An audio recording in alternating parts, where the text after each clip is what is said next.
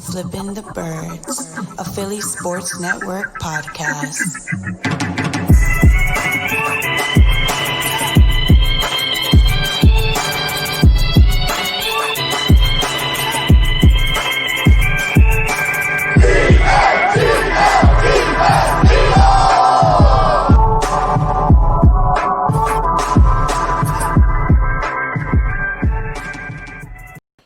What's going on, Eagles fans? Welcome all to episode 68 of Flippin' the Birds. I'm Brian Cameron. He's Chris Infante, and we're actually starting up a podcast after a victory for the first time in a month and some change. It's like a whole new world. I mean, we even got a new quarterback. We are 1-0 under Jalen Hurts, so should we retire his jersey now? I mean, did you see the tweet of the people that put the Carson Wentz jersey on for 50% off? Can we stop the overreactions? Like, can we just limit that a little bit? But we do have to talk about Jalen Hurts. We do have to talk about his performance and also the defensive performance, how they looked and how they were just maneuvering and manhandling, to say, Taysom Hill. But how do you feel overall about what we saw from Jalen Hurts? I mean, it's the first time in a long time we haven't seen Carson. I loved what I saw from him. Okay. I have to break it into different tiers because as a player for Jalen Hurts, on what he can do, I loved it because he can do so much with his legs. And I'm so conflicted with it because we know what we saw from Carson, what he can do with his legs. We know what he can do with his legs. One part of me says Carson is afraid to do things with his legs now because he tore his ACL. Okay. He broke his back, and he got destroyed on a concussion while he was on the move. Maybe those 3 strikes maybe makes him so hesitant to use his legs now. On the other side of it, it's like, is Doug hesitant? Is Doug the one saying, I'm not doing this for you? Then you look at Hurts and you look at all the game plan.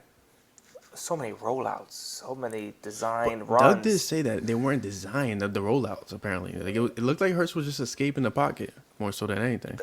Doug, we know what Doug says we take with a grain of salt. Like we know that for 5 years in now. Like, we know what Doug says. It's like, really, Doug? Mr. Day-to-Day, and they're out for the season. Yeah, so we know, and we've seen people like Baldinger, and we've seen people like Solak, and we've seen other people show, like, no, these were RPOs, these were rollouts. Mm-hmm. And we saw more with Hurts. So was it Peterson doing differently with Wentz than with Hurts? Again, like he wasn't doing with Foles and all this stuff.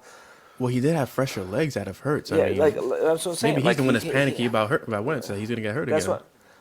That's the thing. Like, you see, is it Doug and Lurie and Roseman trying to preserve Wentz because of this big contract? They don't want him to get hurt again, and they're like, oh, it's a sunken cost in a injured quarterback. Mm-hmm. And they're like, you know what, we can do this stuff with Foles because he was a backup and he came in. You could do more with fresher legs. And you see what Hurts can do is that stuff that you could do more with Hurts because of... I love Chris. You got to love Chris, bro. Shout out to Chris Malley, man. I want to say they both play like shit.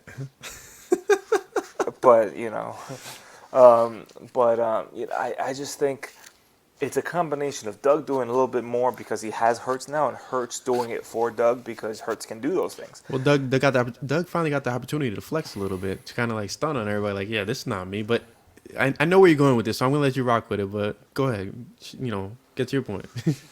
So it's, I really loved what we saw from Hurts. Very poised as a rookie. Did not let the Saints defense get to him. Dude, he showed no fear whatsoever. He was very composed, and we love to see that. But at the same time, are we really jumping the gun? Which The answer is yes, because we're Eagles fans. We jumped the gun and everything. Do we want to say? Speaking of jumping the gun, No, we're in. Actually, we're not in Justin Fields territory anymore. We can't. Do we want to we need to temper our expectations because Hurts passing wise wasn't great. thank you. Wait. Rewind. Say that one more time for me, please. You can rewind it on your own. No, I need you to re-say that. Between the numbers, he was pretty good. Outside the numbers, he wasn't. Mm-hmm. And I know a few of those were throwaways, which we've been wanting to see from Wentz for so long. Of course. But it, passing wise, it still wasn't. I'm not sold on him. It wasn't great. To me, and I don't know if maybe you could say it better, but to me, he actually looked like a backup quarterback. Like that's all I saw Hurts as on Sunday. Like We he saw looked phenomenal. a rookie backup quarterback. He looked phenomenal when he was on the run. It was great to see. That was great to see him and Miles Sanders just tear up the run game, which was phenomenal. But the issue at hand is what took so long to commit to the run game. One, let's start with that. Two, That's what we've been asking every week. he missed a pretty big open pass to Jalen Reagor that could have gone in. That's not things like that. Kind of like, okay, wait, hold on, what's going on? People want to say we should see a dive by our No, absolutely first. not. Look at different angles and you see there's a big difference between that play and the Aguilar play from last year against Dallas. Aguilar could have absolutely died for that ball last year, and he was like this. He got tangled. Reagor couldn't get to that ball. He was going full speed, and the ball was off track. So it's not on Reagor for that pass at all. It's Chris is really trolling us today. Malley's about to get But banned. shout out to AJ Torres, lollipop arm. To be honest, I mean, I don't disagree. Like, I'm very questionable to see what Hurts has in his arm. Like, I want to see somebody force him to beat us. In passing. This type of play can't be sustained. We want to say that it can, but we saw that with Vic. Like, we saw this RG3. And we saw with RG3, like we saw this kind of play. We're seeing it now with Kyler Murray and Lamar. Like Kyler Murray is doing it to a greater extent because he kind of has better supporting cast, because you have DeAndre Hopkins, you have Larry Fitzgerald, so you can kind of get away with it, that supporting cast. Lamar Jackson has Marquise Brown. He has more of like running backs than he does wide receivers. He has Mark Andrews, sure, but there's only so much you can do as a quarterback if you're running for 100 and you're passing for 150 and you don't have the players around you. Like again, Kyler's doing that with DeAndre Hopkins. He's doing that with Larry Fitzgerald. He's doing that with Christian Kirk. He's doing that with Andy Isabella. He's doing that with really good players. At some point, which could be Sunday, Jalen Hurts is not going to be able to do that. Like you're playing a really stingy. Is it bad that we want to see that though? Like, does that make us bad fans that we want to see Jalen Hurts challenged? No, we want no, because you want to see Jalen Hurts challenged right now, because first of all, the Cardinals have a game of film on him now, and you want to see him. Like I think that's the reason why the Eagles won, because the Saints were kind of like, we don't know what to expect. Now the Cardinals know what to expect, and then the week after the Cowboys know what to expect. The week after that, the Redskins know, whatever they're called, know what to expect. So the first place WFT. I honestly think Washington wins this division, but that's another discussion. You want to see Jalen Hurts challenged because you want to see if he can take that next step and say, yeah, you can challenge me. I don't care if you have film on me. I can overcome it. If he crumbles, then you go back to that. Do we go back to Carson next year? If he struggles, do you bench Jalen Hurts for Carson? Like, is that an actual thing? I don't think Carson comes back this year. I think you need to. At this point, you're committed to Hurts because let's say you lose to the Cardinals on Sunday. Mm-hmm. What's the point of playing Carson? What purpose does it serve to? But it's like it's twofold, because if you lose on Sunday, what purpose does it serve to start once again, because you're just risking injury at that point. And then let's say he tears his ACL again, and then you have a sunken cost for the rest of this year, and then next year too. And then maybe I don't wish, no, that's going to come off as me as wishing injury, because if he gets hurt for next year, I'm just saying, like, then he's not playing. He's forced benched, I guess, and the sunken cost is on the bench regardless. But I don't want him to get hurt. But at the same time, if Hurts wins again on Sunday and everybody else loses, and the goal obviously is to win the division, do you put Wentz in again over a 2-0 quarterback who clearly has the offense rolling? But he has the offense rolling because he's rolling everywhere. That's the key takeaway of the Saints game. Like, Hurts was literally everywhere. Like, he made plays last longer because he was in and out of the pocket, very smooth. He was very quick in his decisions, which was phenomenal to finally see a quarterback be like that. He was so decisive right off the rip, and I love seeing that. But my thing is, like, before I commit to you, I need to know, like, can you do this for us? Like, can you throw, if it need be, 300 yards, 3 touchdowns in a game? Can you actually do that and win us a game if they're blocking the running lanes? I need to know that. If you can't do that, it's real. I know we saw that with Lamar Jackson last year, but now you see the things now. Like the Ravens, their defense are really what's keeping them afloat right now. Their offense, I know they just scored 47 against the Browns, but like you can't expect a 150, 100 quarterback to win consistently every week. And I know, we saw bits and pieces of it. Like, we saw that last year with Lamar, MVP. We saw that years ago with RG3. And then you see what happens with that. I know he got hurt. But the only ones that have been really successful Russell Wilson have been Russell Wilson and Cam Newton. But now Cam Newton, obviously, is now on the Patriots. But Russell learned how to really throw. But Russell is now a passer. Russell is a passer first and a rusher when need be. Right now, Hurts is a rusher. He's a Lamar Jackson. He's a more poised Lamar Jackson. I think he's a better passer than Lamar Jackson. He's a better decision maker, hands down, in my opinion, as well. But you say that, but last year Lamar Jackson had the league's least interceptions. Yeah, but what's happened this year? I know. I'm just saying, like, that's the second year. So this year, what have you done for me lately, Chris? Okay. I know, but Jalen Hurts is 1-0, so that's what he's done with us lately. So it's such a shitty situation. No, you know what? I think here's the thing with Alshon and Carson. I think Alshon goes to a Baptist church, and I think Carson goes to a Mormon church. So stop that, please. You can't really mix the two because the rosaries are different, the beads are different chains. You can't do that. Terrible. This is a very, very terrible analysis on like who goes to what church. Like you and I are Catholic Christians. Like we wouldn't get the same rosaries. And, all right. Like my chain here, like my cross is probably different that of Alshon and Carson's. Like it wouldn't happen. Well, Alshon's more like crutches. So, anyways, leave Jalen Hurts where he is right now. And can I say something like to who was it? Who was the announcer during the game? It wasn't Brian Greasy, right? It was Daryl Johnson. Daryl Johnson. Yeah. He says Wentz misses Reich because of their Christian faith. Can we stop that, please? Like, come on. Like we're both men of God. Like we're both we can call bullshit when we see bullshit though. But Here's here's something interesting, and I spoke to El Parcetto and Philly Sports Guy yesterday about on the Birds Breakdown, which is it's a very interesting thing, and I'm pretty sure you can relate to it. But the locker room has changed so much from what it was in 2017.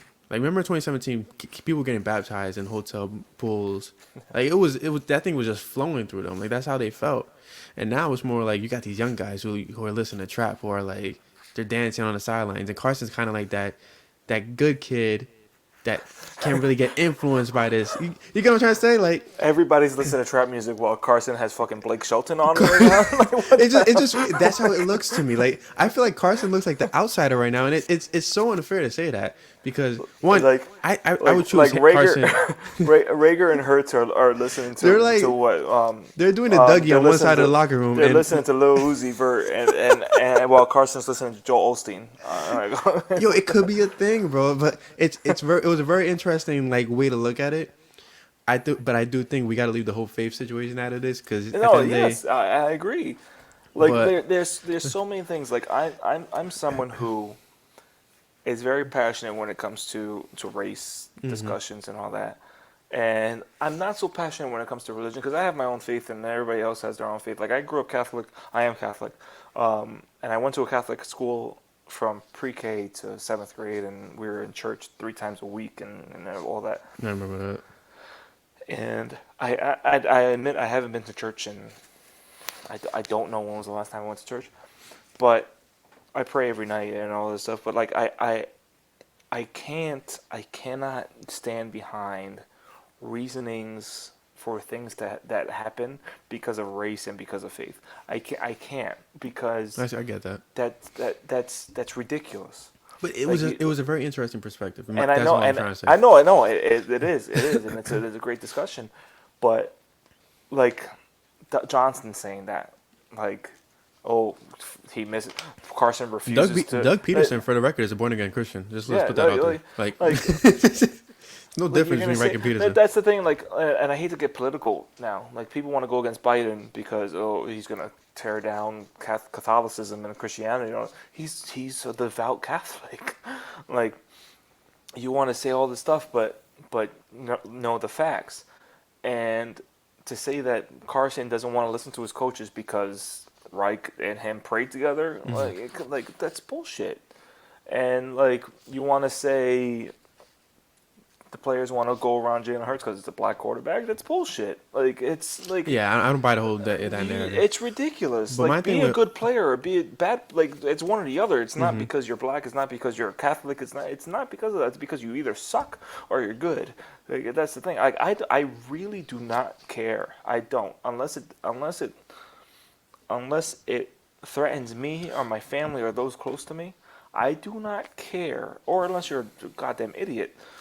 I do not care what your race is. I don't care what you believe in. Like, we respect everybody. It's about fine. who you are as a person. It's just who you are. Don't be a dickhead. Like, if you're a dickhead, then I'm gonna drag you to the fucking moon.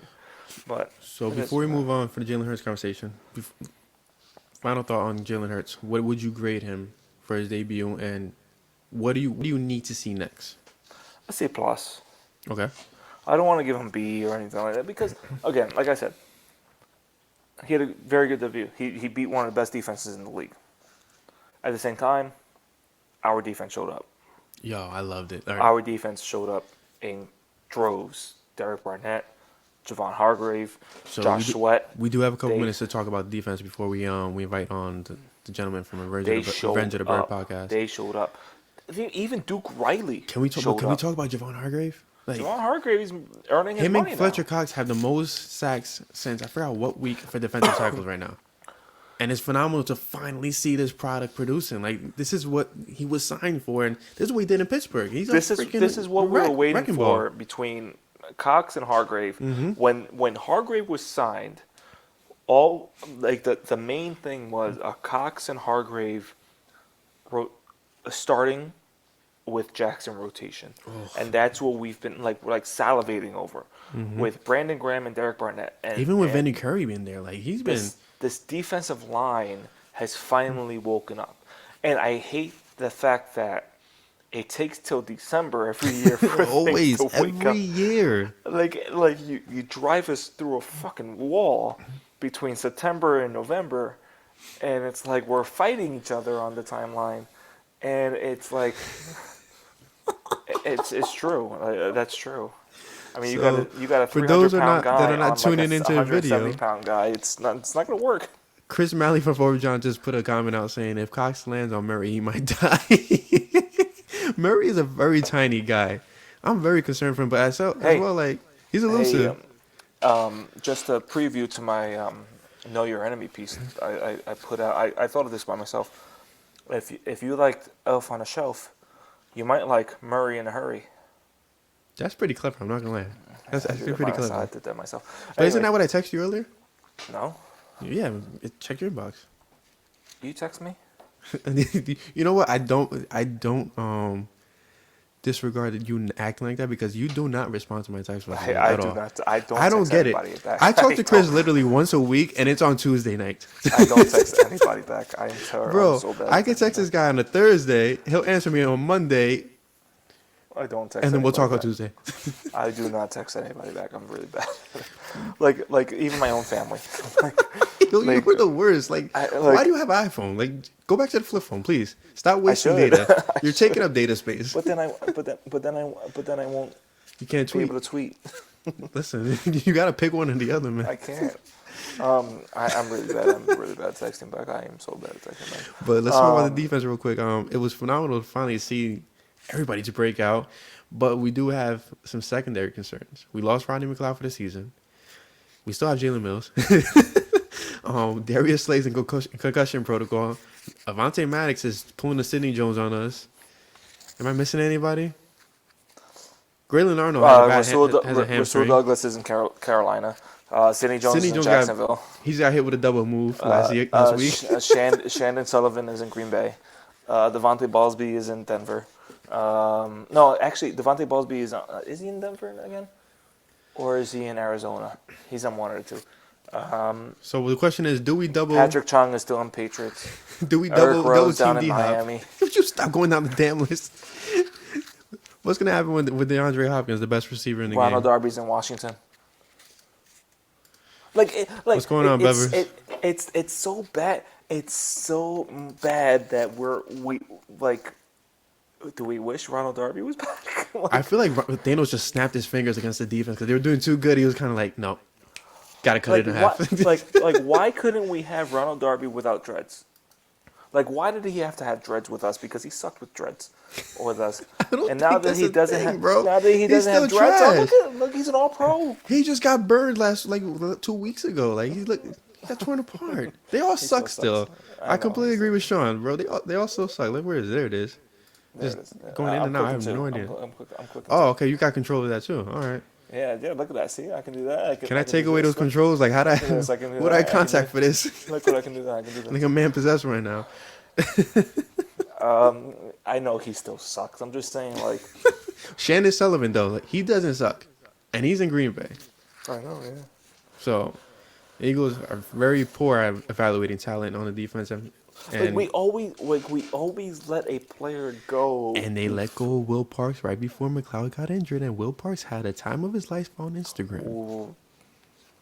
Which maybe we have the lowdown for at a later time. Until then. We, just so everybody knows that's watching or listening tomorrow, we may or may not act like Skip and Shannon in January. Just just saying. What was that line that Jay-Z said? When the grass is cut, the snakes will show. Got to thank the little homie Nas for that though. That's gonna be fun in January. We may not have something planned in January. And just so everybody's clear, I'm the Shannon of the two. He's the Skip. I'll take that. I don't really care. Because you're older and you're more senile. Yeah, but Shannon is irritating when he does Skip. Okay, and you're a little irritating at times. I'm irritating too. So I'm glad you admit it. I listen. If I'm anything, I'm self-aware. You are very self-aware. I'm not gonna knock you on that. I am very self-aware. I understand my limitations. I understand who I am. It's great. And what you all need to understand is you need to clean up down there if you're a man. And that's manscaped.com. Listen, the holidays are coming up. Next weekend is Christmas. Next weekend is Christmas. Manscaped has 10% off site-wide. Use our code FTB at checkout. You get an extra 20% off and free shipping. It's easy. That's a great Christmas gift. Speaking of Christmas gifts, beer. What's better than beer? I know, maybe liquor, water, but beer. Listen, I'm not stocking up on beer until I move to the new place. That's why I have a mess around me, and I don't have my Eagle stuff. Yeah. Brian's moving, so he's a chaotic person right now. I'm moving into Chris's house. No, yeah, right. Where you moving to? What town you moving to? I'm actually moving to Bridgewater. It's like the town over. Bridgewater. Okay. It's fancy. That is a fancy place right now. Down by fancy. New Brunswick and all that shit. Yeah. I'm actually on Thursday. I'm going down to Manalapan for a rehearsal dinner. Really? It's for a rehearsal dinner for a wedding I'm going to on Friday. For a socially distant wedding. Everybody. So real quick, we do have to cover one thing before we have our guest on from the Revenge of the Birds podcast. Jack Driscoll is out for the season, our right tackle. Which means most likely Matt Pryor will be starting, which means Jalen Hurts is going to be running for his life. Can I finish our damn sponsor? I thought you finished it already. I said beer is our. You know what it is Go to theyre.com. I blame Chris. Not you. I blame the other Chris because he's distracting me a lot on these comments.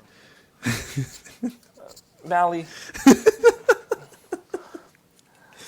So. I am not doing that yet. Not at all. So theyre.com, TAVOUR, get your beer needs. Use FTB10 for $10 off later on after you spend $25. I'm just currently drinking a double IPA from Frost Beer Works. Delicious. They're in Vermont. You can't get this beer anywhere else unless you're getting it delivered from all over the country. So go to theyre.com, TAVOUR. Just buy a beer for yourself. Buy it for someone else. It's a great gift. It gets people drunk. Who doesn't buy like it getting for drunk? me, a nice little housewarming present. Yeah, no. What do you mean no? I'm not doing that shit for you. I didn't say you. I said whoever's listening to this. You don't gotta be like that. Be self-aware next time, right? I am self-aware. All right, so joining us from the Revenge of the Birds podcast, we have Blake Murphy and John Venerable. I hope I said your last name right, Johnny. You did, yeah. Nice, there it is. I'm 3 for 3, I think, at this point. Maybe 3 for 4. Or 1 for 3? Why 1? Hold on. Because he's the first time you got it right. When? What are you talking about? I got the last people right. Who? Names don't come to mind. Exactly. Present, okay, right? so you can't it's about even what have you tell done me. for me lately, okay? So I just got that right. We have these gentlemen on the podcast from Revenge of the Birds. We're here to talk about Eagles. We got here to Flippin' the talk Cardinals. Birds and Revenge of the Birds. It's all about the birds. Battle of the Birds, right? Oh, man. That's Kyler good. Murray, Jalen Hurts. I was going to say, Riley this is game. kind of this is going to be an interesting aspect because Kyler is 1-0 against Oklahoma quarterbacks. They beat Baker Mayfield last year, but he's 0-1 against Tua Tagovailoa, who's an Alabama quarterback. Now you play a guy who went to both, so this will kind of tip the scales one way or the other, right? Yeah, that's awkward. Which is going to be? Is it going to be the Bama or is it going to be Oklahoma, right? Lincoln Riley's looking at this game like, ooh.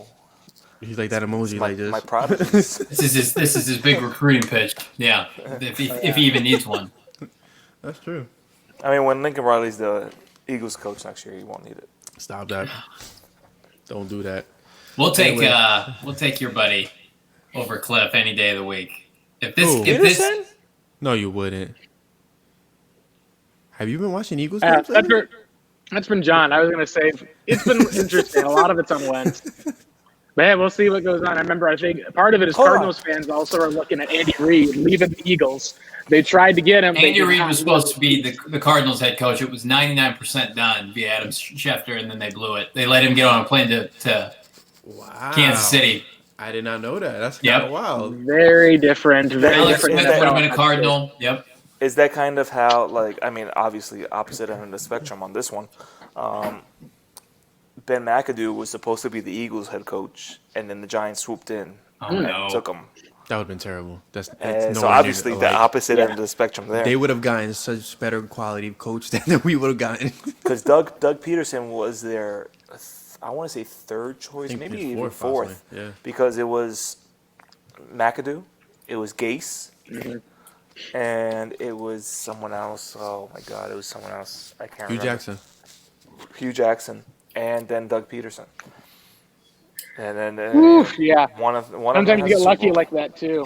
I was thinking of the Arizona Cardinals in 2013. Their number one choice was Mike McCoy. He got on a plane to go to San Diego.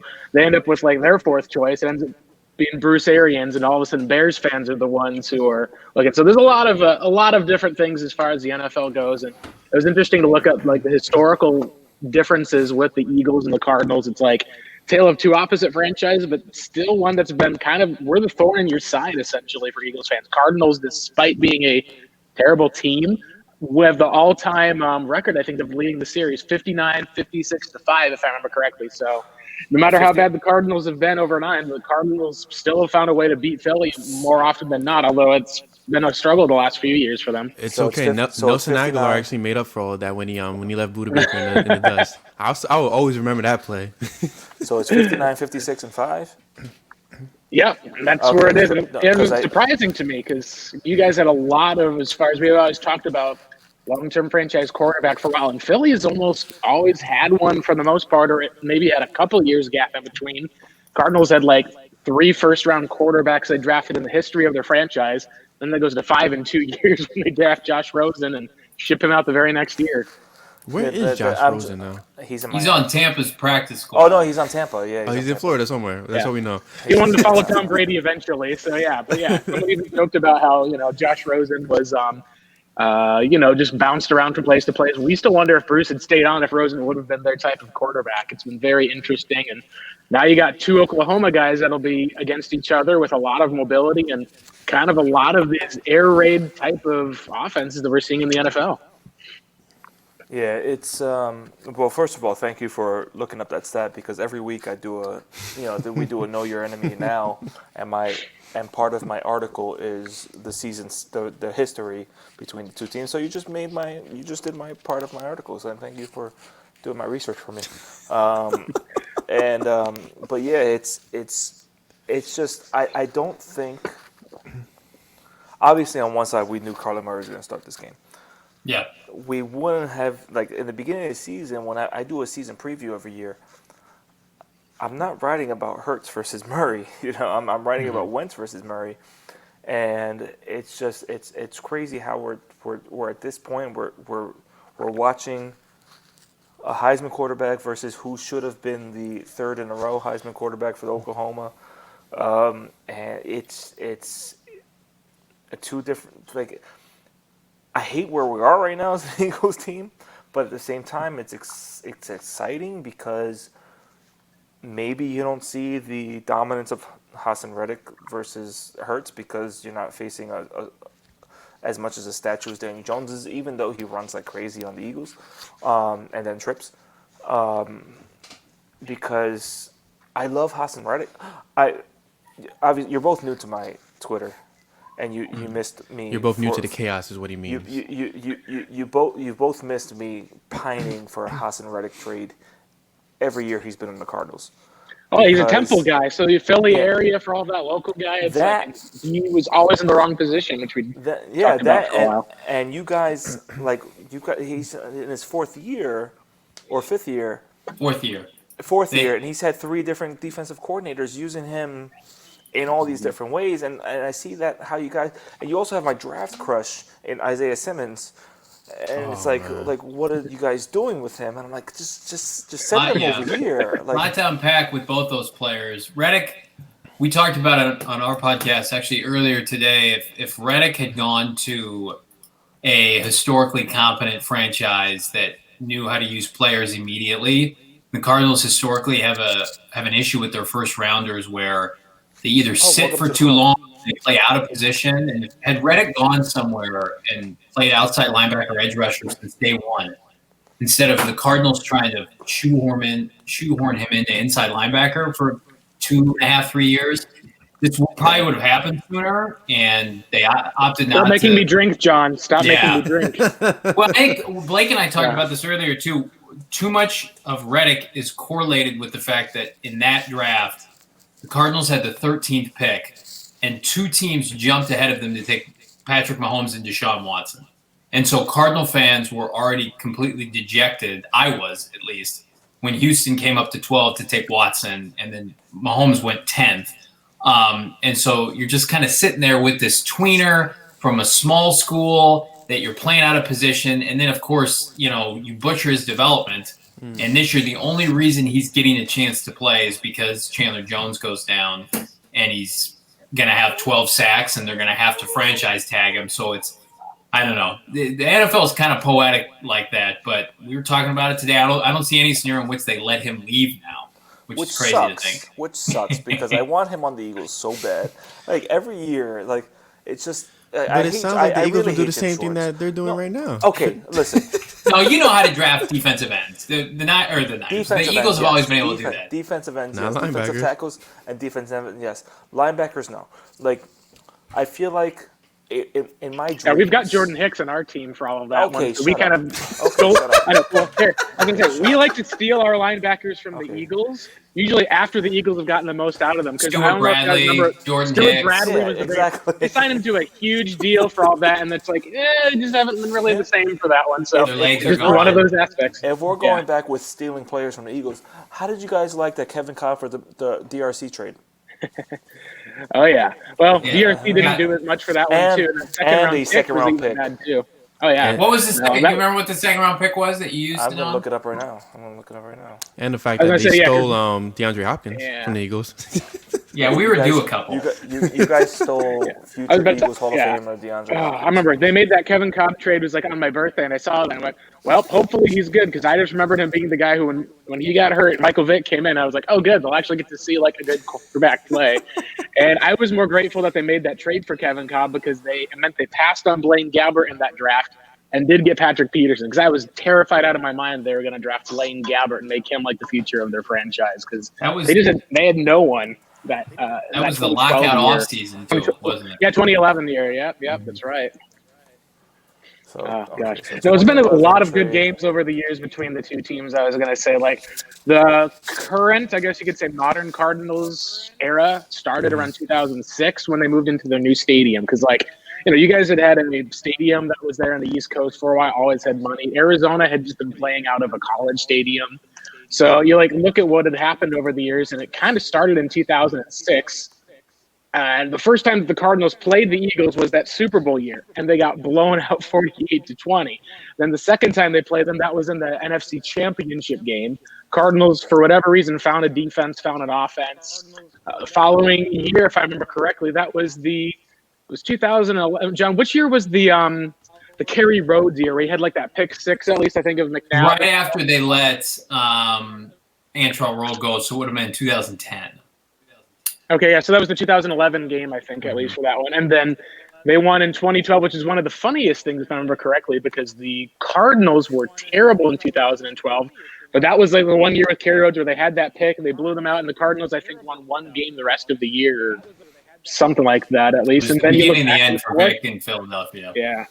Yep. And then you look back and forth, you drop a game to the Eagles in 2013. I think that was I think that was the Chip Kelly. Was that the Chip Kelly year? No, Chip Kelly was Yeah, I think so. 2013 to 2015. 2013. Yep, so that would be Chip Kelly year because the Cardinals lost to Philly that year. For that one, I remember Foles did well. But in the next two games, that was the Cardinals beat them in 2014.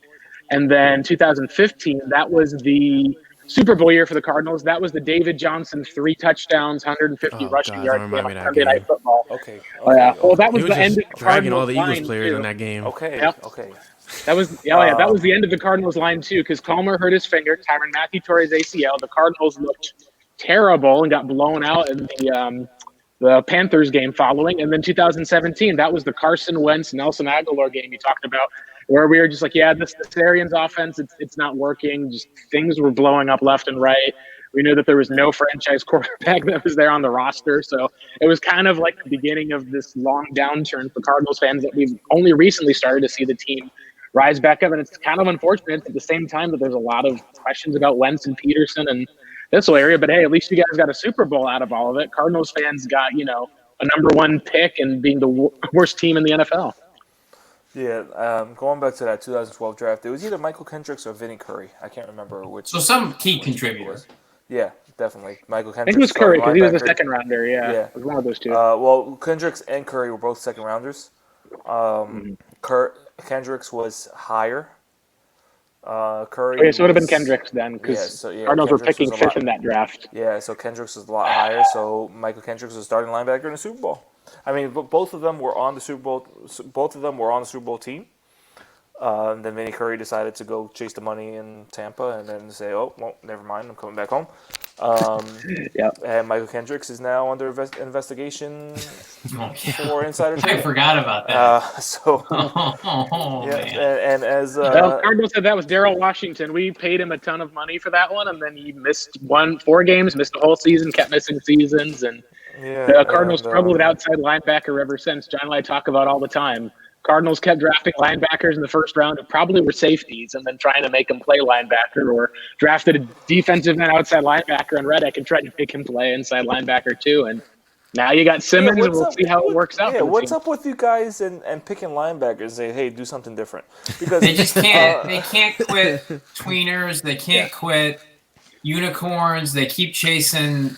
This athleticism at linebacker. Yeah. Usually he's an undersized guy who had production in college, but then they like to think, well, we can kind of coach him up into this spot. We were worried that Simmons was not going to be used according to his strengths to start the year. that was my We've kind worry. of seen him now.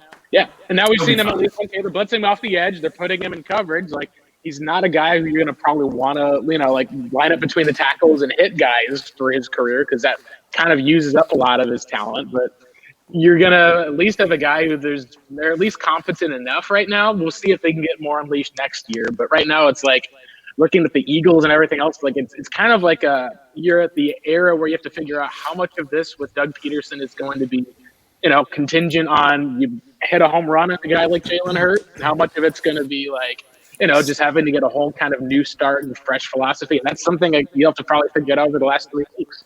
I think fresh philosophy may be the easiest route to go, because we do have a $100 million quarterback that is sitting behind Jalen Hurts and possibly the better player in the long term. That's the thing right now. Like I have We're so in many flux. different. I have so many different conspiracies, but my main thing is, without we only have 3 weeks left in the month, and anything can happen. Yeah. But if listen, we'll trade you Zach Ertz for Isaiah Simmons. I would love that trade. I'm gonna say a lot of Cardinals fans I know said we wanted Zach Ertz, and they saw Zach Ertz play, and they went, "Oh, wait a minute." Never mind. Hold that trade. Yeah, Just so you know, when he catches the ball, he tends to go backwards. So I don't know if you like that. I think people gotten too accustomed from the Chandler Jones and DeAndre Hopkins trades. They're now expecting a heck of a lot more of a steal to come in, where it's like, guys, you got two all pros for second round picks, and getting rid of David Johnson's contract. Like, it's not going to get better than that for the most part. Did I see a stat where Eagle receivers an Eagle receiver hasn't had over 500 yards for 3 consecutive years? Is that a real stat? No, it's 2 consecutive, because 2 consecutive. And currently, That's still pretty unbelievable. Yeah. Well, in one of our receivers 2018 is borderline right now. I think he's like 467, but Yeah, they're not Fulgham, playing right? him right. The Yeah, 6th rounder. Yeah, but and he's they're just not playing him so. right now. So I feel like, I don't know. I think Carson Wentz is still pretty good. I can't believe the personnel decisions that they made in the offseason when guys like Hopkins and Stephon Diggs were available, and they sat around in free agency, they didn't do anything, and then they took they passed on Jefferson, which I'm sure Eagle fans are just having nightmares about. Here's my thing on let me hear your breakdown of the receivers. I still am completely fine with the Rager pick, because he showed out in TCU like what he can do. He's a player you could put in space. He can go deep. He has the speed. It's just that they're not using him how they're supposed to. And then all of a sudden, during the Jalen Hurts start, they're using him how he's supposed to. So we were supposed to see that from day one. And I know he got hurt and everything. And that's not on him. Like, that was a freak injury and a broken finger. But it's like we as a fan base are way too hard on a rookie.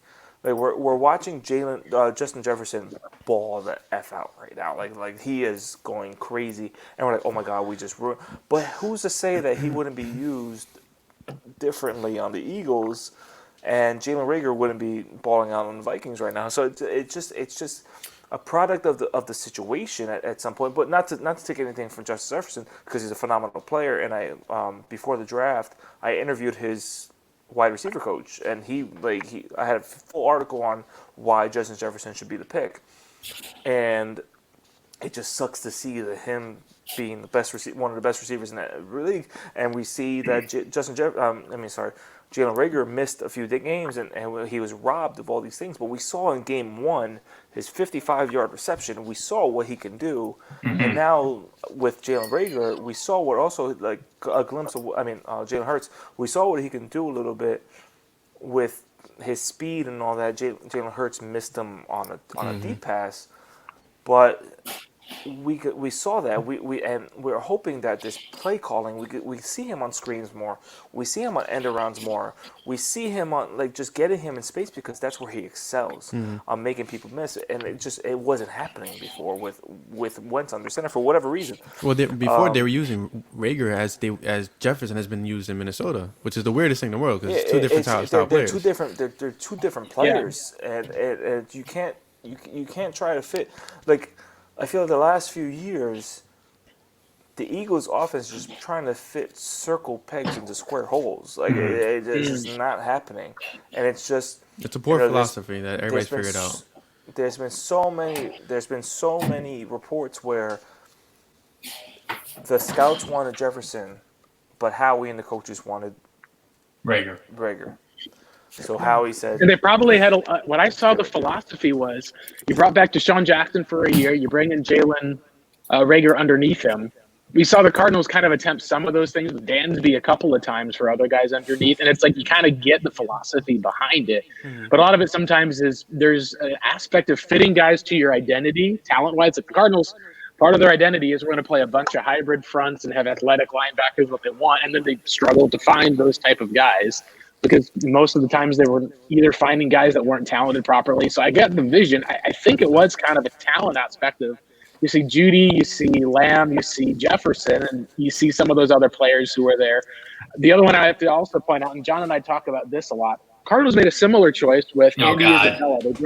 They took him in the second round of the draft, and everyone's like, oh, you should have taken DK Metcalf. Well, Eagles fans have the same thing with J.J. Arcega-Whiteside. But at least Isabella's playing at times, and he's making something happen. He was a healthy scratch this week. He's done. Oh, okay. He's on his way out. They're the same relationship then. Yeah. It's over for him. I know, right? Yeah.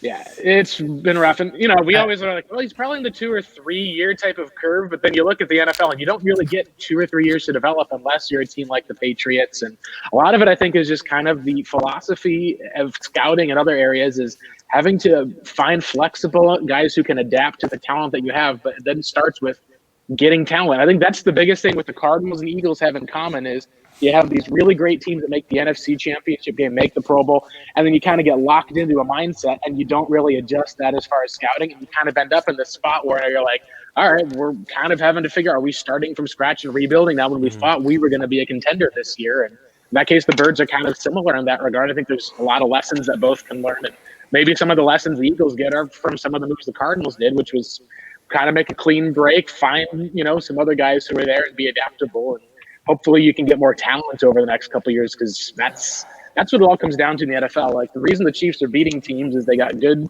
coaches on defense. You got Andy Reid calling plays, and you take Tyreek Hill and Travis Kelce off that team, it's going to be a lot different. And that's where I think the Eagles.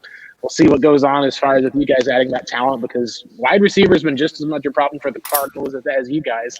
Arizona just got like the deal of a lifetime offered to them this offseason that other teams like, hey, if we knew about that, we would have given you a higher pick. Yeah, that's the thing. We poll Eagles fans a lot. Like, would you have given up Miles Sanders for DeAndre Hopkins? And a slight majority says yes. Like, so very slight. Let's because call it what it is. As great as Miles Sanders is, he's not being used. So why was that the asking price though? I'm confused by that. Well, that's what it was rumored to say. That was rumored. Like it was kind of what the Cardinals gave up. Oh, because I always forget Johnson was included in that deal because we get fixated on the second round pick, and I'm like. So running back plus we'd given up on David Johnson pick. that season after watching him. So we were all just kind of like, oh yeah, David Johnson, he's toast. There you go. That's the thing. Like you really, it was just they swap contracts out, and everyone's like, wow, you have to pay David Johnson next year, and then it's like, all right, the Cardinals made a trade. Cool. All right, sounds good. They traded DeAndre Hopkins. Like, oh man, we have to take on this huge cap load. It's like Texans are taking all of Johnson's contract on. I was just like, what like kind of witchcraft is this? Like, how many goats did Steve Keim have to sacrifice, or how much? Yeah, that was such an it was one of those incredible cases deal where, for him. Like those yeah, guys. and that was one of the things that's tough is sometimes the NFL, it is about luck. Like sometimes it is team lucked into Kyler Murray as far as they were probably going to roll Rosen, and look at how the Eagles, you lucked into having Nick Foles on the roster and having him have the run of his life essentially, like that one on the way to a Super Bowl that no one could have seen coming. Sometimes it is a little bit about just getting lucky. That's exactly what I was going to say, and to Sean, our good friend Sean is a good follower on our Twitter. I think I would have still done that deal if Sanders in a first, because you're looking at first. And at first, because you're looking at like what's the first we're looking at right now? You're technically giving away 2 first rounders if you consider Sanders' talent. But what's the first we're looking at right now? A wide receiver. Mm-hmm. If we're locking down DeAndre Hopkins for years, and it's DeAndre Hopkins, running backs are more likely to be elite than wide receivers, in my opinion, because you could pick the wrong wide receiver, and it ruins your team more often than picking the wrong running back. Yeah, running back is easier. It's easier translated. It's easier to find in the middle rounds. Although there's been a string of wideouts that have gone on day 2 that have been really good, right? Especially 2 years ago.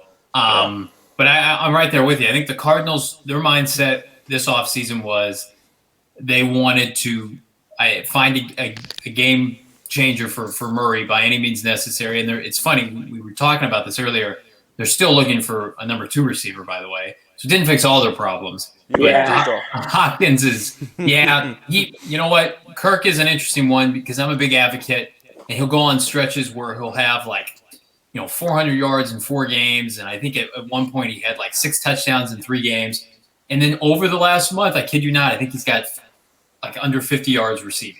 And he'll just go completely MIA, and he's inconsistent. Sounds like has trouble separating. He's a number 3 going into a contract year next year.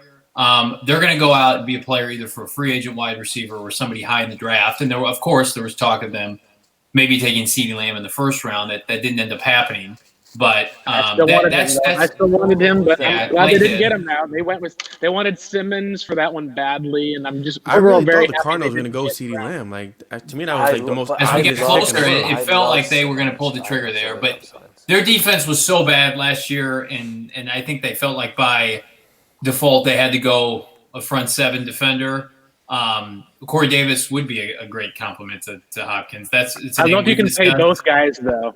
That's one of the things that's tough is when you talked about running backs, what we like to talk a lot about, John, is I talk about with John on our podcast is with the salary cap, you've got limited resources. So it's always about you spend a first round pick on trading for DeAndre Hopkins. Well, you're having to then give up the fact that you've got a cheap guy on a long-term 5-year type of deal. That's one of the cool things about Sanders is you've got that type of a talent who's under contract. You're not having to, go out and sign, whatever teams are paying for Derrick Henry or a Christian McCaffrey or something like that. Yeah. So that's an advantage. The hard part is you end up then limiting yourself on if you miss and swing on one of those guys where you can't pay everyone. And we're having that same kind of conversation now with the Cardinals looking at their secondary and Patrick Peterson where, Eagles went out and made a trade, gave up a 2nd and 3rd, I think it was, for Darius Slay, if I remember correctly. No, it was a 3rd, yeah. A 3rd and a 5th. They're just a 3rd? Yeah, because you have a 3rd for all. Yeah, it was a 3rd and a 5th, but the 5th was it ended up it was a comp pick or something. It was a comp pick, so it was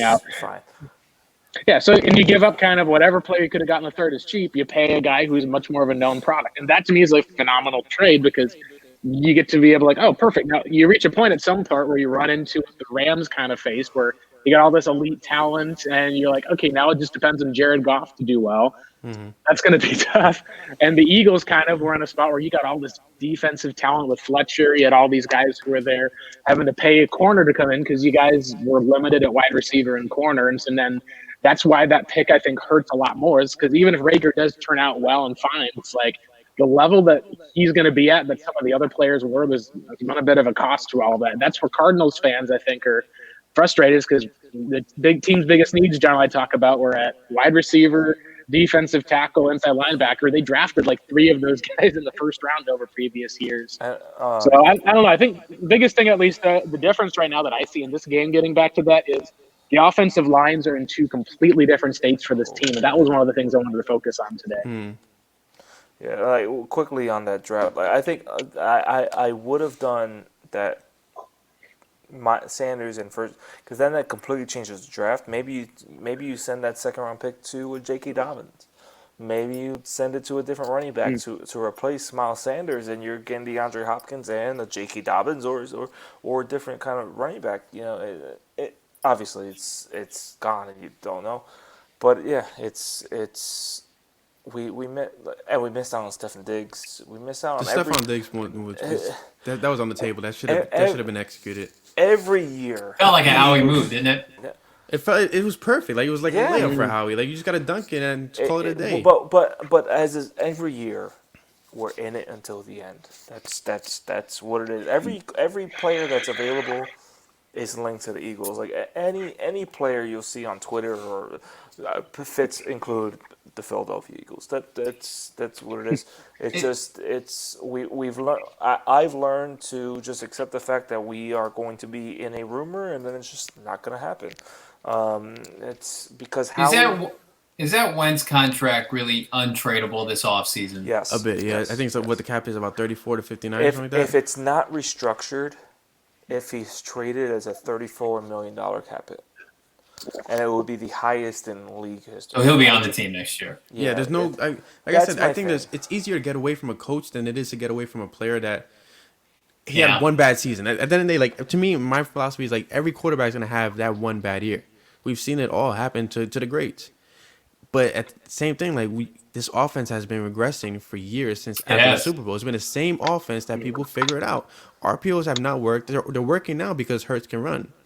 But if you've seen the game on Sunday, Hurts was running for his life because the pocket was breaking.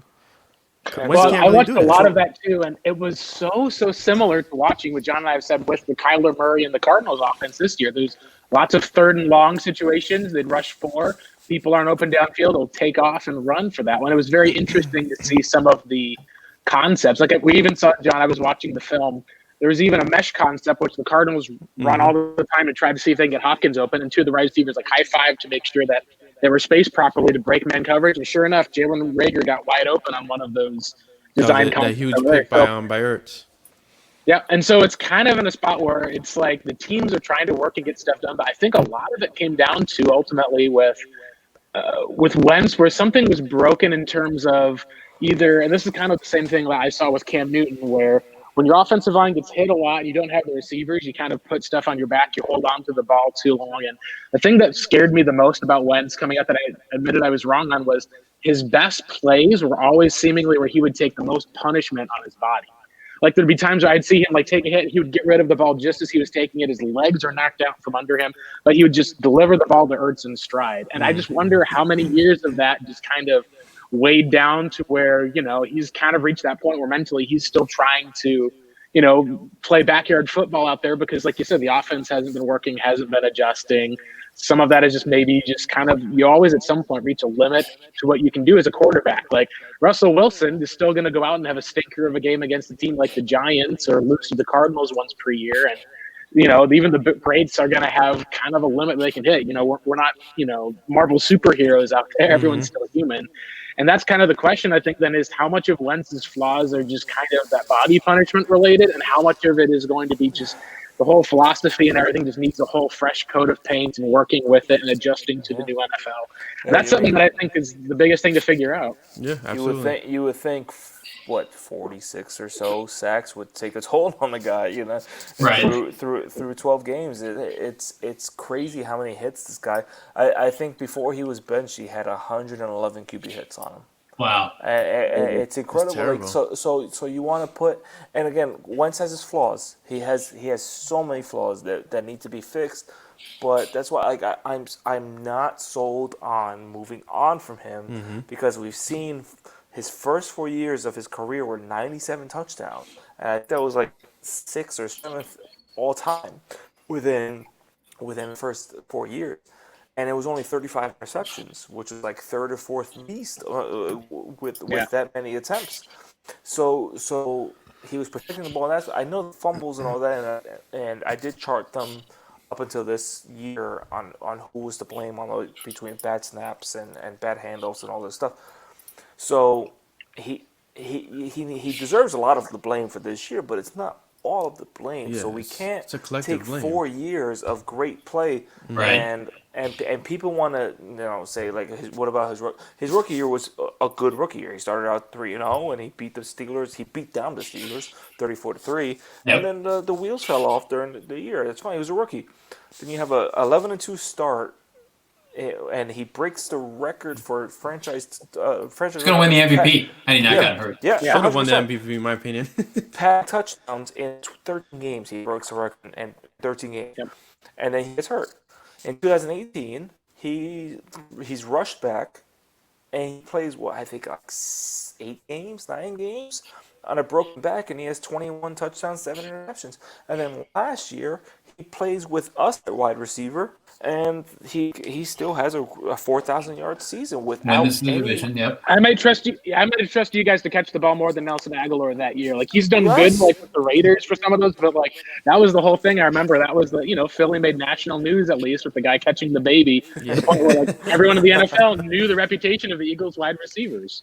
It's terrible. Yeah, he like that's like people want to like tag Eagles fans and like Eagles fans are every time Aguilar scores a touchdown this year, people are like, oh, Eagles fans are crying right now because no, we're not, because he wasn't that player in Philly. Like it was clear that he needed a new start somewhere else. Like he wouldn't be doing that if he was still on the Eagles right now. And we're happy for the guy; it's great, but we also are pissed that he wasn't showing that effort when he was in Philly. So okay, great. You're earning your money on Las Vegas, great. But we don't. I really don't care for his success. I really don't, and it's because he showed so many bad things here after 2017 that it's like okay, have fun out there, whatever. But we're our own worst enemy when it comes to fandom and all this crap. Cardinal fans are in the same spot. We have the longest professional drought in pro sports, championship drought, I should say, and we are in a full-blown rebuild. Still, the roster is still probably middle of the pack. They had the first overall pick 18 months ago, and people are ready to fire Cliff Kingsbury because, yes, they started 5-2. But they have a winning record right now, and they could maybe make the playoffs, maybe not. And people think Cliff should be fired. And Cliff's probably they started biggest. They started 5-2. They played 4 playoff teams in a row, and Bill Belichick. And all of a sudden, everyone's just like, "What? Why? Why are they losing games?" Kyler Murray's not it's a only Arizona second Cardinal. season, right? Cliff's not the head coach. Second season as head coach for Cliff. Second season for that one. Someone even actually I pointed this out today. If you look at the likes of some of the coaches that were hired, you had Zach Taylor, Bengals head coach. Like people were like under Sean McVay. A lot of people are like hyping him up. Adam Gase. A lot of people are like, hey, he got kind of a bad situation in Miami for that one. Cliff Kingsbury's already won more games than Adam Gase and Zach Taylor combined. And now those are on 2 terrible franchises now, but it shows at least the aspect of how a quarterback can lift up a franchise. And like we saw with the Eagles, you guys were kind of Sam Bradford and others to Carson Wentz and Nick Foles, and it worked for a while. And then suddenly things break down, and Jalen Hurts goes out and puts on a solid performance. And it's like there's kind of one of those things to be grateful for, as far as you kind of have an answer for next year at quarterback, regardless of who's going to go between Wentz and Hurts. You get to find out what each guy has, and I think that's kind of the thing where I don't think it's time to replace either. Just go into next year, kind of how the Cardinals did in 2008, where they're like, all right, we got Matt Leinart and Kurt Warner. They both looked great in 2007. Let's see who's going to win it out. And that was one of those things. I gotta tell you guys, I'm still not over the Eagles Cardinals NFC Championship game. That's all right. We're like that with Steelers fans. So whenever we talk to Steelers fans, they're like, yes, Antonio was in. And we say, no, he wasn't. Nope. He was out. I was in college. I was a sophomore in college. Hey, was I a junior that year? I was a junior in college. I'm class of 2011. Yeah, I was a year before. No, it was we had no business playing that well and making it that far, 9-7 that year. That They Eagle caught lightning team in a bottle. That's what it was. had just Lightning in a studs all bottle over with the a rushing place. attack Brian and a good Dawkins defense. and Deshaun Jackson in his rookie year. I think McNabb. Mm-hmm. I think that was Westbrook still on the team then? I think Westbrook was there, right? Niners. I know for sure, at least, if they had like the guy that we've compared, Chase Edmonds, the Cardinals running back, who's actually their kind of second best pass receiver right now. We've kind of compared him to a little bit of a oh gosh, John, who was the little small guy? Sproles. We compared him to Sproles. He was slightly bigger Sproles as far as like dynamic pass catcher. Who, when you Westbrook give was there. him open space, he'll be able to run. Westbrook was there, yeah, because that was a stacked offense that year. And I remember that because everyone picked the Eagles that year because the Eagles had already hung 48 points in Arizona. No one expected the Cardinals to do anything that year. And that was on Christmas Eve. Kind of, yeah. We're always or Thanksgiving, maybe Thanksgiving. Yeah, Cardinals have always kind of been the scrappy like underdog in almost any type of situation because they've never had a decent level of success. And I think some of the fans take things personally, and it's just kind of interesting for all that, considering Arizona used to be in the NFC East, that we've been kind of a thorn in the side for Eagles fans, unfortunately, the same way that I think that other teams have been in the thorn of the fan for Cardinals guys, where like you just can't beat them for the most part. And it's very curious to see this matchup on Sunday with the two Oklahoma quarterbacks. Very excited to see how Arizona's defense adjusts with some film on Hurts and see how the Eagles with the second week are going to be able to try to put in maybe a little bit more of that playbook, make him comfortable, see what comes down. Like maybe whichever quarterback gets more rushing yards, maybe the one who's got the edge. What's the status of the Eagles secondary right now? It's depleted. It's depleted.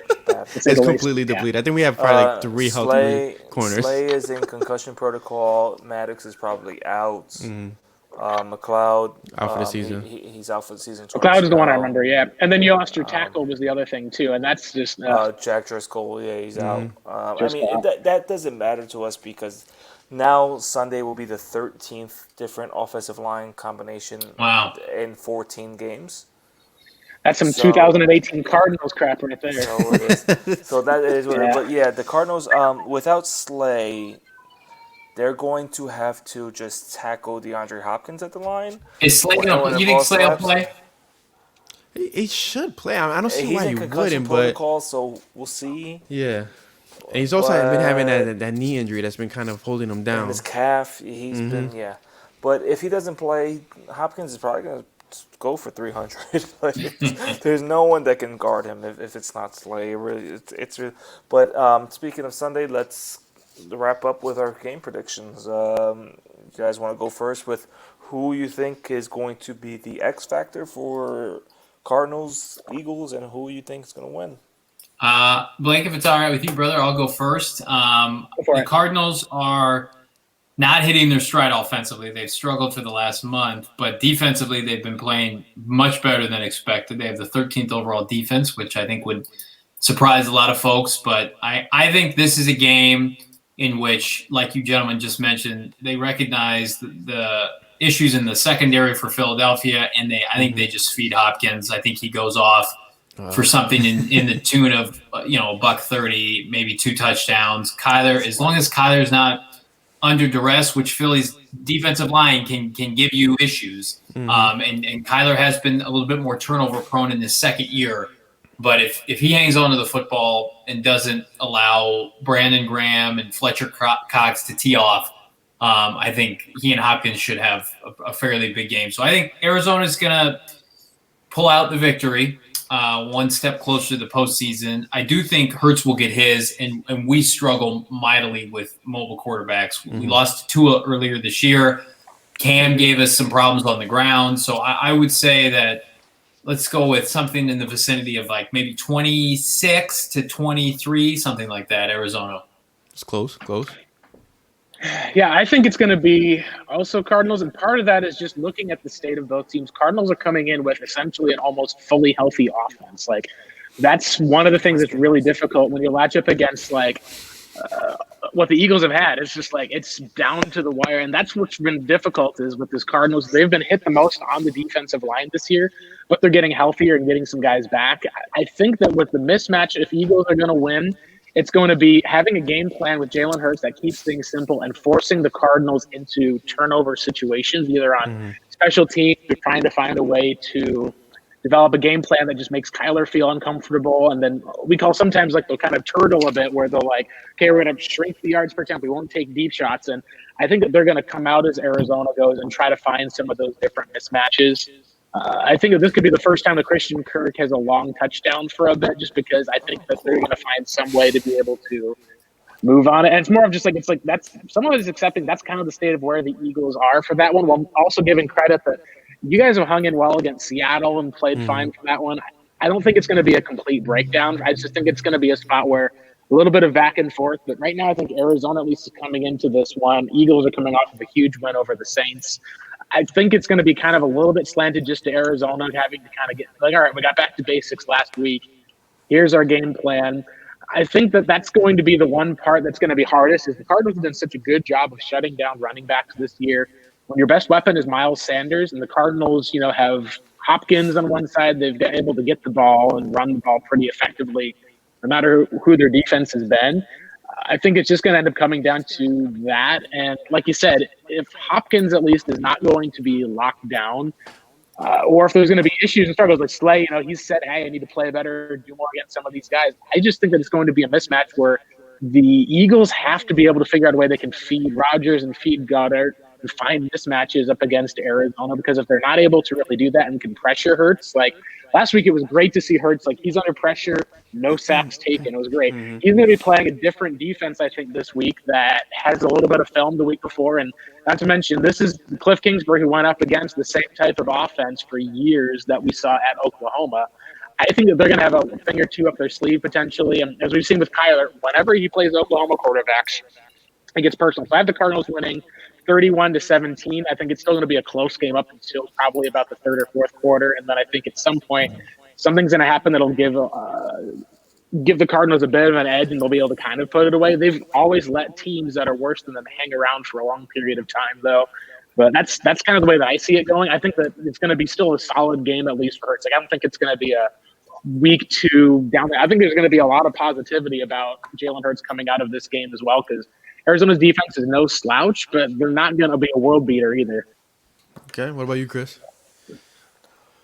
We know the Eagles also have deficiencies with mobile quarterbacks. Even quarterbacks that shouldn't be too mobile, and they make them too mobile. Daniel Jones. I can't, I was researching everything today for my article, and I saw that Kyler Murray's 47 passing yards away from being the second quarterback ever to have 7,000 passing yards and 1,000 rushing yards in the first 2 seasons.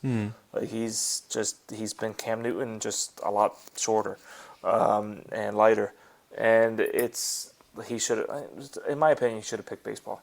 And maybe well, as an Oakland A's fan, I can say I'm very angry by that. No. Maybe the Oakland A's should have kept strikes. 10 backs all the way. Yeah. I'm a Red Sox fan, so I'm not. Eagles are only my affiliate team, and people don't like me for it, but whatever. I honestly hope, baseball-wise, I hope the Phillies take JBJ away from us because he sucks as a hitter. Anyways. I can't see how Kyler Murray doesn't just destroy the Eagles' defense, because, the defensive line has been coming on as late, but Kyler Murray just has that ability to just escape. Yeah. And now that he has DeAndre Hopkins, he can just escape and just complete it to DeAndre Hopkins whenever he wants. And I don't even want to mention Kenyon Drake, because I drafted Kenyon Drake this year in fantasy, and I came in last in fantasy, and a big part of it is because I kept starting Kenyon Drake on my team for a few weeks, and it just wasn't happening for me, and now I'm in last, and now I hate him forever. So, did you also draft Wentz? Was Wentz on your team too? Yeah, I hope he was. Listen, I went very bold in my fantasy this year. I drafted, I had the 4th overall pick, and I drafted Clyde Edwards-Helaire at 4, because I was like, I know he's a rookie, but in Andy Reid's offense with Patrick Mahomes and he did with Kareem Hunt. Yep. Yeah, it's like it was, and then it didn't happen. So yeah, but I cannot see Yeah, I can see the offense still kind of getting it going with Hurts and all that. Even though Reddick had his 5 sacks last week, and your pass defense is pretty good for the most part. It's not great. Like the It's worst not part of the great. defense this year has been Peterson has been okay. He's actually been the worst of like their 3 starting corners. The slot Byron Murphy's played better, and Drake Patrick has been a guy who will like get bigger in one play and then break up a pass to get a pick on the next. But a lot of the Yeah. stuff, at least that they've had, is they've had to bring blitzes and bring pressure, and that honestly is an advantage for Hurts because Philly dealt with the blitz reasonably well last week, had an outlet for him. It'll just be interesting if they can design a game plan because like Hurts and Kyler are the same. And when I watched Hurts go under pressure, he would just take off and run against the Saints, and it was like the Saints weren't expecting it. Like it was. No, they'll score points with Hurts this weekend. So Yeah, I think he'll be they able to score will. some points, but I don't know how much as far as Arizona won't be able to at least adjust and do a better job because it's not Taysom Hill on the other side, like you said. It's going to be Kyler Murray on the other side who, and this is the thing that's unfortunate, the Cardinals' worst offensive lineman this year had been J.R. Sweezy, the right guard. Looks like he's officially kind of been taking a backseat role. Justin Murray's going to come in. He's been one of their best graded run blockers this year.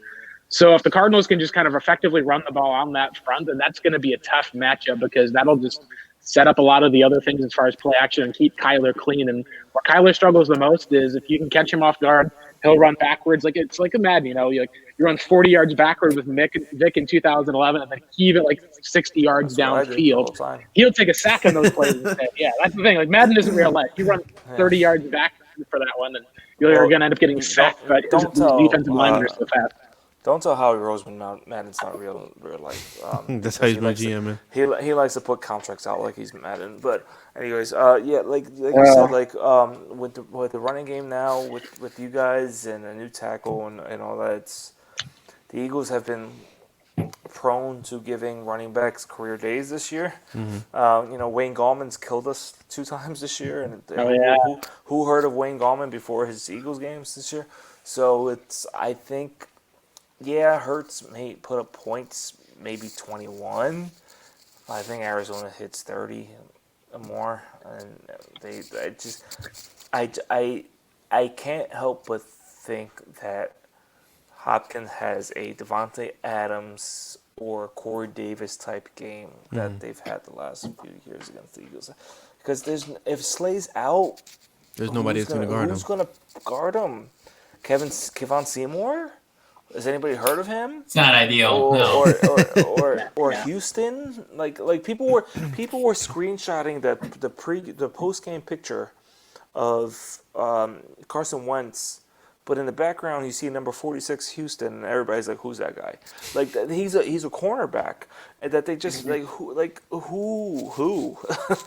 So who's gonna guard DeAndre Hopkins and even Larry Fitzgerald? Like I can't. Yeah, he's kind of killed you guys in the past, and even though he's clearly not the same player, like if you have to sell out to double Hopkins, then either Kirk is going to end up eventually getting open on a double move or something, or Fitzgerald will just be able to eat up a lot of that underneath coverage. And it's hard to see. The biggest thing, at least I can say that's a benefit, is if Wentz was in this game, based on what we saw with Daniel Jones last week, the Eagles would not have like any chance it was going to be terrible because of the hits, the sacks, the turnovers. Hurts, at least I think, is one of the things that like Cardinals fans are scared because we're like, hey, we're playing second game starting quarterback. They did that with Tua this year, and he hung 34 points on their defense, and they couldn't force any fumbles. They couldn't force turnovers. He moved around in the pocket super well, torched them. So a lot of Cardinals fans are looking very nervously at this game because, if you drop this game, you go into the NFC West having to probably win the next 2 if you're going to make any type of playoff push. So this is going to be a big game for Arizona because they've still got to prove to a lot of people that they're a legit team after dropping down a bunch of games in a row. And Eagles, I think, are having a lot to prove as far as figuring out what they have for the now and heading into the future. And I think if you guys can at least be a team that fights hard and puts stuff up, and you have even at the end of the game, if it's a loss for that one, if Hurts plays super well, all of a sudden you can look at it as a positive, saying, hey, like, we may not have one quarterback on the roster, but we're for sure going to have one hopefully by the end of 2021. We'll know whether it's Wentz is the guy or Hurts is going to be the guy there. And there's been a lot until you guys won your playoff picture. I think a lot of Cardinals fans were very like, you'd see kind of a common trend in Eagles. It's like, hey, you never won a championship either. We're always having stuff like that going wrong. A lot of complaining about your team. And Now I think that y'all want one with Foles. I think there's just kind of a little bit of resentment that Cardinals fans have kind of had, at least. And hopefully we'll be able to kind of have some jokes about stuff in the future matchups that these two teams have, and we can both see the Cardinals and Eagles get back to the playoffs in the long run. Well, I think Maybe I'm in going to 5 agree years. with all you guys. I think the Eagles end up plummeting in this game. But it's probably going to be like 31-23, I would say. Completely honestly. I think Jalen Hurts does get his runs in. My thing is I want to see the kid pass for more than he can run. Because at the end of the day, like, Lamar Jackson, like, it doesn't last in the NFL, in my opinion. The whole running thing is not going to last for the next several years. You got to be able to beat people, with your arm. But I do think DeAndre Hopkins has a field day with us because we have no corners back there. It's just going to be one of those games.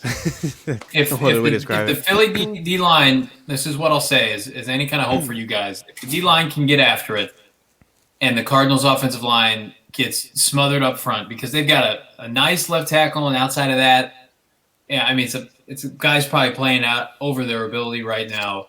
Mm-hmm. They got pushed around the last month by Seattle when they didn't have any corners to speak of. They lost to New England when New England's secondary was beat up. So I told Blake when we were talking about the Giants last week, and the Giants had this plus secondary, but their front seven was kind of marginal. Mm-hmm. And the Cardinals had success last week, 26 points, but should have had probably well over 30.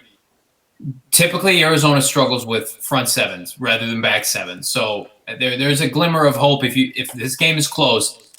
Fletcher Cox is far superior of a player than anybody the Cardinals have in their interior offensive line. They've got a liability right now at center in Mason Cole. I'm a fan of multiple defensive linemen for Philadelphia, and I think that if there's an advantage, that's the advantage. But Javon if the Cardinals has been coming on lovely. Yeah. Hargrave. Yep. So I would just say keep keep your eye on that matchup. But if they give him enough time and there's no interior pressure, I mean, the tackles have been good for the Cardinals, but if there's no interior pressure, I would agree with you guys. Yeah, and it's going to come down to the run, honestly. Like you said, these quarterbacks are both rushing. The Cardinals with Kyler when they were on a 3-1 win streak, and they barely lost the minigame. He had 74 yards rushing, 67 yards rushing against that Seattle team, over 100, and then another 61. Then he takes a hit against Seattle. He suddenly 15 yards rushing, 31 yards. His number of attempts and times he took off went back down. So what did the Cardinals do against the Giants? He had 13 attempts for 47 yards. They go out, manage, and win the game. If Hurts is able to run and Kyler isn't, that's going to be the mismatch that Eagles fans are looking for. But if Kyler's able to run for that one and Hurts isn't, that's going to be a huge win for the Cardinals. If both are able to run, you just kind of take a look at the talent back and forth. And like you said, I think the Arizona matches up better with Philly than Philly matches up at Arizona right now. And that'll be really interesting to see what goes on Sunday because, like you said, I think it's closer than a lot of people think. And it's going to really depend on winning that turnover battle. And that's why I'm excited that Hurts will be able to come in. He's the guy who watched a lot of at Oklahoma. I actually had a bet with someone that I made where he was so high on Hurts that he bet that Hurts is going to have a better season than Murray did. And I'm like, oh, that's an easy bet to take. And seeing the rushing yards production that he had was very, very different for the two of them. But ultimately, at the end of the day, like, Hurts probably has a limit on his passing ability that Kyler hasn't. But Kyler and the Cardinals' offense is not developed to that point yet where they can get away with not running the football.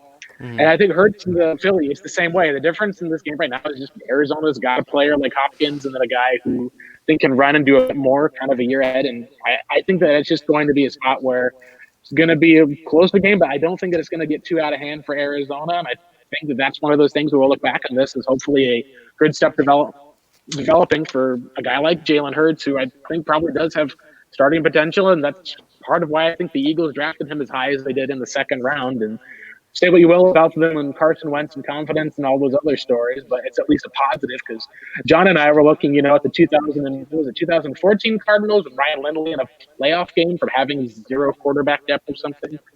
Yeah, it's a blessing to have multiple quarterbacks at least to feel confident with, and that's something the Eagles have right now. We're a quarterback factory. Don't you dare. It's the current best quarterback in the NFC East right now.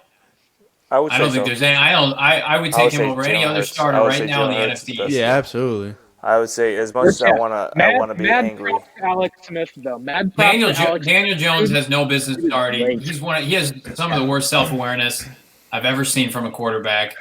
I don't know what's going on with Washington, and I think Hurts is. I would take Hurts I right love now. Alex Smith. Way I over. love what he's been Dalton. doing, but yeah. And that's also because Dak is out for that one for the most part, and Dalton. Right. I'm just talking in the current landscape of the NFC East. I would take Hurts over anybody else. Hurts is Yeah, head and shoulders the best player right now. Even and I'm taking that over Which is Wentz, crazy. too. I love Carson Rookie Wentz making the second start. right now.